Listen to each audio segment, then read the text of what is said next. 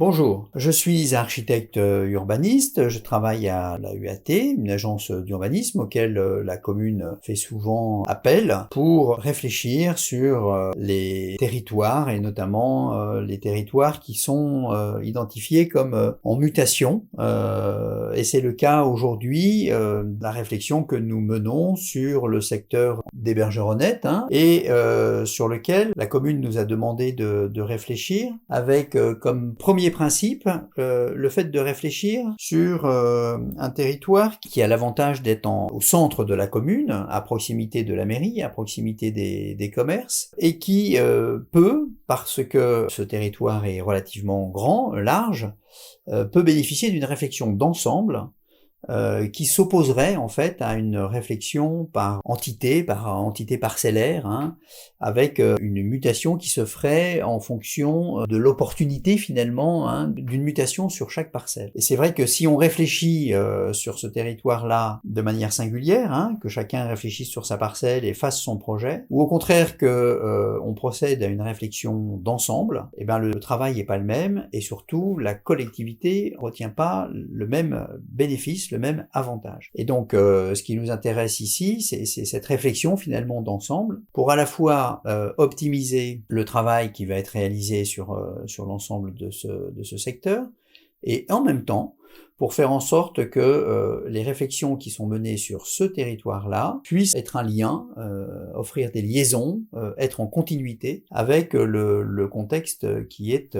en périphérie de ce territoire-là de travail. Voilà. Donc une première planche pour vous montrer le plan de situation, vous montrer la proximité du centre-ville, la salle du Préau, la maison de la petite enfance, l'école maternelle, le parc des Bergeronnettes, qui a été réalisé dans le cadre d'une première opération à l'ouest de la rue des Écoles, et puis le petit canalet, les espaces verts rue Méroc, les l'EHPAD, la mairie et l'espace vert aussi du Blanquet, qui sont autant d'éléments, alors soit à l'intérieur de l'orientation d'aménagement, soit à l'extérieur, mais qui sont des éléments qui vont compter après dans la conception du projet. Une deuxième série de planches concerne ce qu'on appelle nous le diagnostic, qui nous permet effectivement d'identifier un certain nombre d'éléments à l'intérieur de la commune, qui sont autant d'éléments importants à prendre en compte dans la conception du projet et dans les liens que le projet peut avoir avec son environnement direct. La première planche de ce diagnostic traite de la nature en ville. La nature en ville, elle est effectivement importante sur la commune de Villeneuve par la présence d'un grand nombre de jardins dans les maisons particulières, qui sont des jardins privés, mais ils sont aussi présents, ces espaces verts, dans un certain nombre d'espaces publics qui sont à proximité du site et que dans la conception et dans l'élaboration du projet, on veut d'une certaine façon relier au site, ou bien qu'on fasse en sorte que le projet puisse être un relais, un maillon avec les différents espaces verts qui existent en périphérie. Donc là, sur cette carte, on voit très nettement l'espace vert des Palombes, on voit le petit canalet, on voit le parc des Bergeronnettes. Donc ça, c'est au sud du territoire. À l'est, on voit le parc du Préau. Encore plus à l'est, les espaces verts du Blanquet. Et puis un peu au nord, les espaces verts du Médoc. Alors ce qui compte dans la composition, là, c'est la permanence du canalet, qu'on souhaite voir mettre en valeur sur la partie nord-est du secteur. La présence aussi d'un certain nombre de cheminements piétons qui, passant par le site de réflexion, vont nous permettre aussi de mettre en liaison à la fois notre site, mais en même temps les différents sites qui existent en périphérie, et le centre-ville. Alors ces éléments hydrographiques sont importants sur la commune. Il y a la rivière de la Saudrune, le Roussimour, il y a la présence du petit canalet qui traverse donc la commune du nord au sud. Et on pense que ces éléments paysagers peuvent être aussi le support de promenades urbaines. Et en tous les cas, ce sont des éléments importants du paysage quotidien de la ville. Ces éléments-là, on souhaite non seulement les garder, les mettre en valeur, mais qui participent de façon active à la réflexion sur le secteur du quartier des Fleurs. Deuxième élément important, le chapelet d'espaces verts qui existe à proximité du site sont déterminants à la fois pour la qualité d'usage qu'ils procurent, et en même temps sont des éléments importants à prendre en compte dans la conception même de notre projet. Donc l'idée, c'est de valoriser ces espaces verts dans les opérations de renouvellement urbain, et que ce soit des éléments qui rentrent en ligne de compte de manière importante. Autre élément important qui puisse participer à la mise en réseau, finalement, de ces espaces verts et bleus au travers des nouvelles opérations. Et troisièmement, qui puisse favoriser aussi la nature en ville. Deuxième élément important dans le diagnostic, il concerne les éléments de centralité. On vient de voir les éléments de la nature en ville, et là, ce qui est intéressant de voir, c'est les éléments de centralité. La centralité historique de la ville, elle était plutôt rue de la République, avenue de Francazal. Et puis on voit que finalement, cette avenue de Francazal, elle est plutôt très passante, et qu'au fur et à mesure, finalement, les commerces, les services, à proximité de la mairie, et à proximité de la maison de la petite enfance, à proximité de la maternelle, à proximité du majorat, se sont regroupés plutôt avenue de Cugnot. Et que ce glissement progressif de la dynamique commerciale sur Villeneuve s'est fait finalement au bénéfice d'une concentration plus forte à la fois des services, des équipements et des commerces sur cette avenue de Cugnot. Par contre, il reste toujours une difficulté sur les cheminements piétons, avec une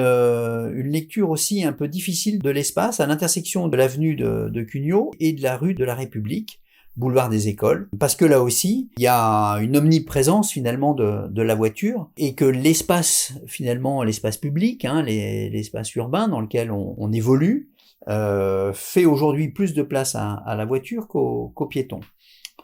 Donc ça, c'est un constat qu'on peut faire sur la centralité. Pour autant, on pense qu'à proximité donc du site du quartier des Fleurs, il faut conforter l'avenue de Cugnot comme un territoire de centre-ville, un lieu plutôt privilégié pour l'animation et l'attractivité du centre-ville, avec ses commerces, ses services, ses équipements. Finalement, le projet du quartier des Fleurs est plus l'opportunité de créer les conditions favorables pour un aménagement des espaces publics, sur ce lieu qui est un peu emblématique, un peu fédérateur du centre-ville de Villeneuve, et de faire en sorte que finalement l'espace public se dessine plus pour les piétons et pour la rencontre, plutôt que pour la voiture, des ronds-points et une vitesse excessive. Donc on est plus sur le fait de temporiser un peu les choses, et le tout au bénéfice d'une amélioration des conditions d'usage des piétons, à proximité des commerces, des services et des équipements. Donc pour ça, il faudrait qu'on favorise les continuités piétonnes et qu'on libère petit à petit un peu plus de place, qu'on fasse des trottoirs plus larges, et que peut-être se dessine à terme, à plus long terme, une place qui permette de mettre finalement en relation à la fois le majorat et puis les différents commerces qui peuvent être autour de cette place. Mais ça, c'est quelque chose qui va se dessiner un peu plus tard. L'autre chose, c'est de faire en sorte que finalement les nouveaux logements qui vont être créés dans le quartier des Fleurs puissent offrir aux habitants la possibilité, via des cheminements, des promenades, des continuités piétonnes, de pouvoir alimenter ce centre-ville en termes d'animation, et à la fois pour les services et les commerces et les équipements. Deuxième élément de diagnostic. Troisième élément de diagnostic qui concerne plus la typologie. On aura vu la nature en ville, on aura vu la centralité, et là maintenant on va regarder un petit peu quelles sont les différentes formes urbaines en fait, les différents bâtiments qu'il y a sur le territoire. Alors le premier constat, de dire qu'on est plutôt sur un territoire qui est principalement composé de maisons individuelles, plutôt pavillonnaires, et qu'il y a progressivement l'implantation de petits logements individuels groupés, voire de petits collectifs, et que ces nouvelles constructions, elles sont plutôt le long des grands axes, boulevard des Écoles, avenue de Cugnot, avec des logements plus collectifs. Donc l'idée et les enjeux qu'on va essayer d'avoir dans le cadre du projet, c'est de proposer, via les nouvelles opérations, le plus grand nombre de typologies possibles, que ce soit de l'habitat individuel et majoritairement face à de l'habitat individuel, des petits collectifs, là aussi à proximité de petits collectifs qui existent aussi déjà sur Villeneuve. La deuxième idée, c'est de favoriser une diversité d'offres de logements, que ce soit des logements publics, logements sociaux, ou de l'habitat privé, et ça sur l'ensemble de l'îlot, de manière à essayer d'avoir, non pas comme c'était jusqu'à présent le cas, un grand nombre de pavillons ou un grand nombre de collectifs au même endroit, mais que finalement la composition du quartier se fasse en termes de diversité d'occupation de ces logements. Donc la collectivité souhaite plutôt proposer un panel de logements le plus diversifié possible, de manière à accueillir en centre-ville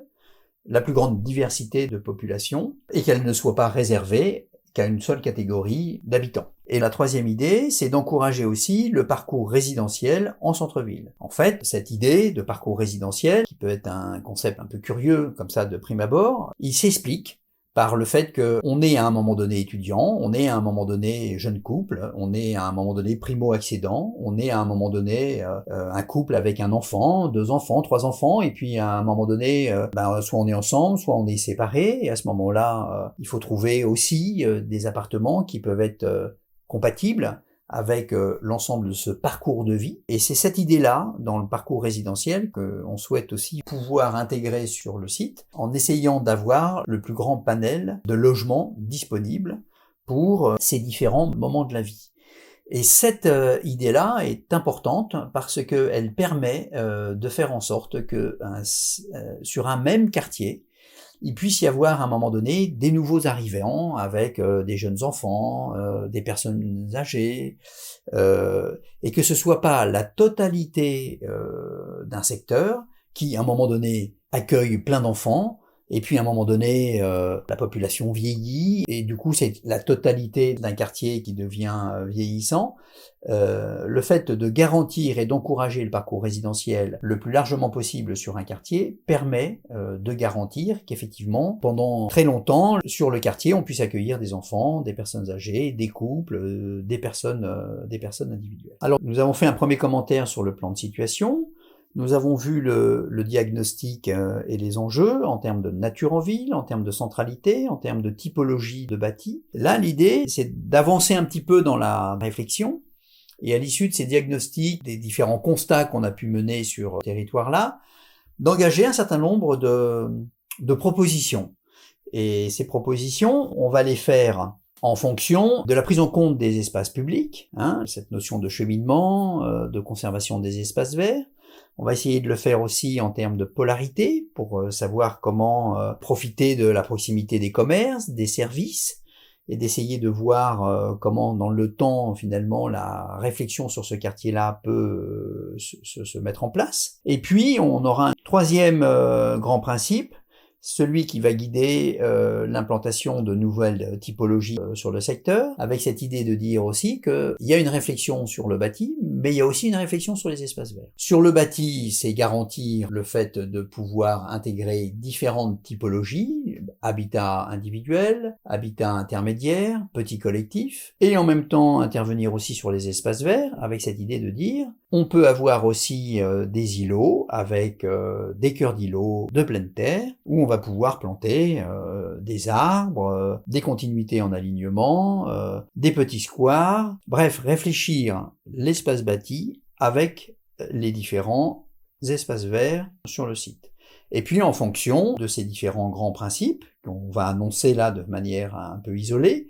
on va voir comment ils peuvent être regroupés dans une composition d'ensemble, avec un commentaire sur le schéma général. Donc, premier grand principe sur le projet, c'est-à-dire, ces principes, c'est le fait de dire que dans la réflexion générale, on a l'avantage de pouvoir faire émerger un certain nombre, on va appeler ça des invariants, c'est-à-dire des éléments en termes de composition qui font que, peu importe ce qu'il arrive, ces invariants-là seront pérennes sur le site. Donc, le premier élément qu'on souhaite voir inscrire de manière pérenne dans la composition, c'est que le quartier des Fleurs représente l'occasion de mettre en continuité les différentes liaisons, tronçons de cheminement qui sont aujourd'hui isolés, notamment au sud-est le Canalais,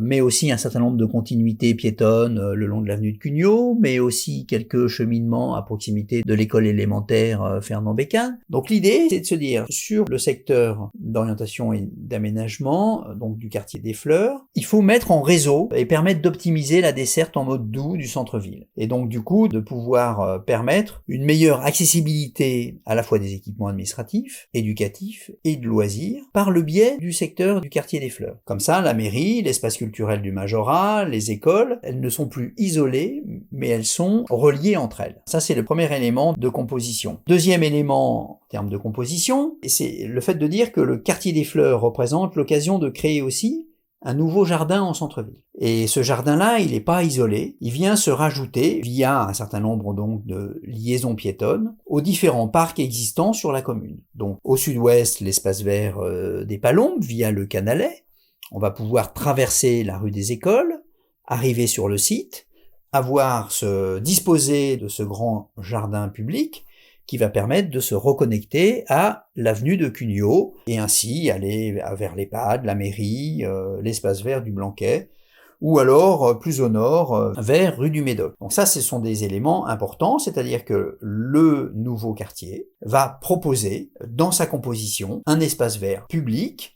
Donc ça veut dire qu'il va être pérenne, et cet espace vert public ne sera pas isolé, ne sera pas confiné, ne sera pas que pour les gens du quartier des Fleurs, mais sera en réseau avec les autres jardins qui existent aussi sur le territoire communal. Deuxième principe proposé, il concerne l'implantation des commerces et des services. Dans le cadre de l'OAP, l'orientation d'aménagement et de programmation, il avait été prévu l'implantation donc préférentielle de services ou de commerces, prévus dans le cadre de l'opération pour venir renforcer la polarité commerciale, à la fois soit sur l'itinéraire existant et le linéaire existant le long de l'avenue de Cugnot, soit sur le boulevard des Écoles, à rez-de-chaussée de bâtiments à créer pour étoffer et élargir l'offre commerciale. Alors, en résonance, je dirais, avec l'offre commerciale existante sur l'avenue et à proximité des équipements. Voilà.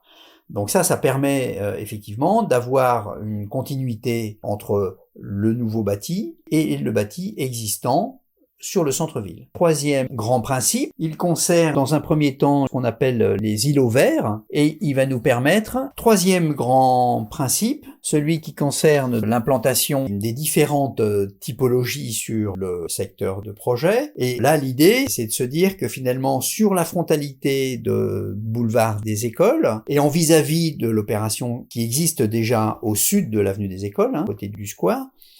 on va avoir une typologie de petits collectifs qui vont à la fois marquer la frontalité du boulevard des Écoles et en même temps entrer en résonance avec les bâtiments qui sont au sud. L'idée, c'est de garder un peu cette notion de rythme qui existe déjà sur le boulevard, avec des bâtiments qui sont relativement réduits en termes de longueur et qui permettent aussi, par un certain nombre de séquences verticales, de créer des porosités à l'intérieur de l'îlot. Porosité, ça veut dire une grande fenêtre, des ouvertures, pour que ces frontalités ne soient pas des linéaires trop importants et que ne se crée une séparation finalement entre le boulevard des Écoles d'un côté et les cœurs d'îlots. Il faut qu'il y ait de la transparence, il faut qu'il y ait de la porosité, il faut que ces îlots et ces cœurs d'îlots respirent. Donc si on souhaite à un moment donné avoir une frontalité sur le boulevard des Écoles, on maintient pour autant un certain nombre de séquences qui sont mis en place de manière à garder une transparence avec les cœurs d'îlots à l'intérieur. Et puis une fois qu'on est à l'intérieur, on va revenir sur les cœurs d'îlots verts, mais l'idée c'est d'avoir finalement un certain nombre de bâtis qui rentrent aussi en résonance avec le contexte autour duquel ils s'inscrivent. Et ça, c'est important, de manière à ce que, finalement, la greffe de ces nouveaux bâtiments puisse prendre dans un tissu urbain déjà existant. Troisième idée et principe de composition, avec ces îlots, donc, et cette réflexion en termes d'espace bâti, il y a aussi une réflexion en termes de cœur d'îlots verts. Et là, l'idée, c'est d'avoir une série de bandes, finalement, un peu progressives, qui fassent qu'on passe d'une bande à l'autre. Ces bandes paysagères, elles peuvent être différentes en fonction des usages qu'elles vont apporter. La première bande paysagère, c'est sur le boulevard des Écoles. Là, l'idée, c'est de faire en sorte que le boulevard des Écoles ne soit pas un axe véhiculé, mais qu'il soit aussi un axe planté, vert, avec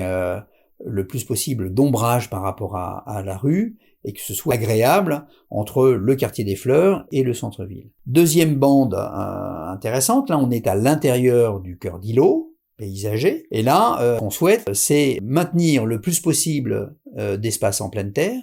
de manière à planter des arbres de haute tige, et créer à l'intérieur des îlots des cœurs d'îlots verts, avec des arbres qui puissent permettre aussi de participer au rafraîchissement des habitants et garantir une température qui soit une température agréable, surtout à Toulouse. Troisième idée, troisième bande, c'est le fait d'avoir un certain nombre de petits jardins privés à l'intérieur de l'ensemble qui puissent faire en même temps des espaces tampons avec les bâtiments à proximité et que ces espaces verts puissent créer là aussi des continuités vertes qui permettent de gagner depuis les nouveaux îlots le centre-ville de manière qualitative. Alors une fois avoir décrit le diagnostic et les enjeux, fait les premiers constats, fait les premières propositions, on a vu qu'on a pu faire un certain nombre de propositions en termes de grands principes, que ce soit sur les espaces publics, que ce soit sur la polarité, la proximité du centre-ville, que ce soit sur la conception des îlots, à la fois sur le bâti et sur les espaces verts. On en arrive à la présentation du schéma général sur lequel on peut voir finalement la totalité de l'emprise de l'orientation d'aménagement proposée au départ par Monsieur le maire, avec donc des constructions de part et d'autre du boulevard des Écoles, au sud du boulevard des Écoles des opérations qui sont déjà réalisées, où on a des petits collectifs ouverts sur des cœurs d'îlots, eux-mêmes resserrés sur une partie pour libérer un espace de square qui vient prolonger à la fois l'école et puis les différentes activités qui sont en périphérie. Un peu à l'image de la composition donc sud du boulevard des Écoles, on a voulu une conception au nord de la rue des Écoles qui puisse à la fois donc offrir des typologies diversifiées, une frontalité sur le boulevard des Écoles mais avec une certaine porosité, des cœurs d'îlots verts, des bâtiments en second plan, je dirais, qui sont à la fois ouverts sur les cœurs d'îlots, paysagers, on a bien insisté sur la conservation d'espaces en pleine terre et la plantation d'arbres de haute tige, et aussi ouverts sur ce qu'on a appelé le jardin public, qui fait la liaison, finalement, entre cette nouvelle opération et le bâti existant qui est amené à perdurer. Donc ça, c'est le premier axe de composition. Une grande diversité, donc, dans le découpage des îlots, et que ces îlots, finalement, soient adaptés le plus possible à la morphologie du tissu existant, en réponse aux différents accès et usages qu'on va avoir sur le site. Un élément important en termes de composition, même si ce schéma-là montre une conception d'ensemble et une réflexion d'ensemble sur la totalité du périmètre, on insiste bien sur le fait que ce projet ne pourra se réaliser que par phase, parce qu'aujourd'hui, il appartient à plusieurs personnes, il est composé sur plusieurs parcelles, et que donc aujourd'hui, ces parcelles ne sont pas toutes libres au même moment. Donc, le projet ne pourra se réaliser que par phase, et finalement dans plusieurs périodes de temps. Parce que, effectivement, en fonction de la libération du foncier, on ne pourra pas faire un chantier continu d'un bout à l'autre du secteur. Il sera fait par différentes entités. L'important, c'est de retenir qu'il y a une conception globale, conception générale, qu'elle est basée sur un certain nombre de principes qui, eux, ne varient pas. On revient sur ces éléments de principe, sur les espaces publics, les cheminements, les espaces verts, la proximité et le fait d'accueillir à proximité des commerces existants de nouveaux commerces, la possibilité d'avoir de nouveaux commerces, et en même temps d'offrir une typologie relativement diversifiée sur ce territoire. Et ça, c'est les grands principes. Et puis après, effectivement, en fonction du temps, le projet pourra se réaliser par phase et sur plusieurs périodes de temps. Pour l'instant, on a une image d'ensemble, mais on ne sait pas dans combien de temps cela va prendre pour avoir un projet qui va être réalisé sur l'ensemble. Ce qui est important, c'est la grande échelle, avec une conception donc d'ensemble par rapport au territoire qui permette de garantir un jardin public au nord, et en même temps une plus petite échelle, à l'échelle des îlots, qui permettent d'avoir, grosso modo, 3 grandes séquences dans le projet, qui sont en fait en progression d'ouest en est sur le boulevard des Écoles. Il y a une première séquence, donc la plus à l'ouest possible, qui est sur un premier grand îlot, qui est lui-même possiblement divisible en deux, avec une échelle similaire sur les deux îlots, qui sont comparables aux opérations qu'on a au sud du boulevard des Écoles. Et puis on a un îlot qu'on pourrait appeler un îlot de transition, et qui fait le pendant de la rue des Bergeronnettes, donc il arrive perpendiculairement au boulevard des Écoles, un îlot donc de transition qui vient appuyer finalement le prolongement de la rue Bergeronnette et qui crée là aussi une porosité, mais une porosité en même temps en termes d'usage, puisqu'on va pouvoir pratiquer, on va pouvoir marcher le long de cette rue, et cette rue va nous permettre de découper le projet, donc là en un grand îlot à l'ouest, et cet îlot de transition qui va être en frontalité de la rue des Bergeronnettes. Et puis on va voir un troisième îlot, un îlot sur une plus petite échelle, mais qui peut avoir aussi des hauteurs différentes, et qui lui va accueillir à rez-de-chaussée du commerce, à proximité des commerces existants, et un cœur d'îlot aussi vert, qui viendra donc faire une sorte de tampon entre le bâti existant qui existe donc et qui est tourné avenue de Cugnot.